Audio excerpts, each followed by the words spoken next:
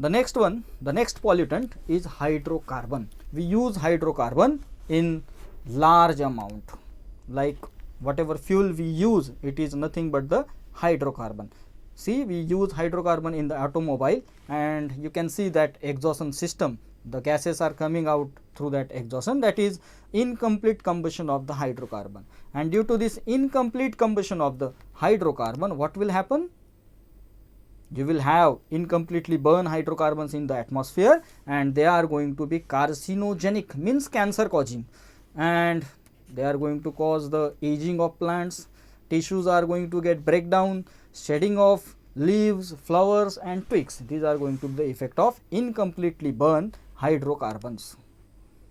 Now let's study oxides of carbon. They are generated by burning of wood, by coal, or by burning petroleum products or fossil fuels.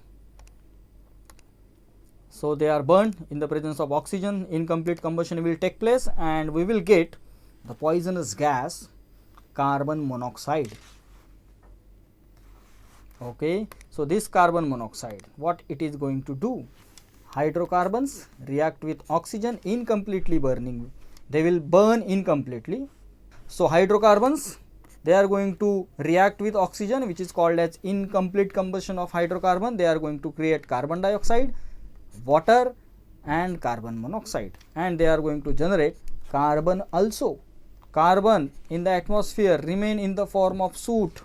Carbon monoxide is itself a poisonous gas. And carbon dioxide, we all know that carbon dioxide is responsible for the increasing temperature in the atmosphere, that we call it as a global warming. So let's see how carbon monoxide is going to affect us. You can see there, car is there, smoke is coming out from the car, okay, and PUC is written over there, that is pollution under control. We all know that all vehicles, it is for all vehicles, it is compulsory to get the PUC done, because it checks what amount of gases, this toxic, what amount of these toxic gases are generated by the automobiles. So let's go for the effects of carbon monoxide. Yes, the very first effect, it binds to the oxygen.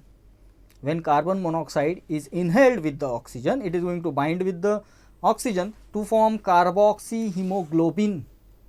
And if the concentration of carbon monoxide reaches up to 3 to 4% oxygen carrying capacity of blood, it is going to have harmful effect on our body.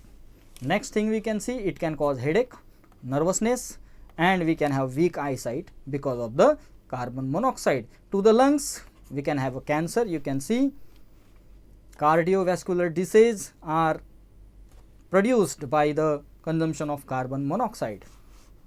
In case of pregnant woman, it can cause premature birth, spontaneous abortions can be there, and after delivery there can be deformed bodies. So these are the very adverse hazardous effects of the carbon monoxide on our body.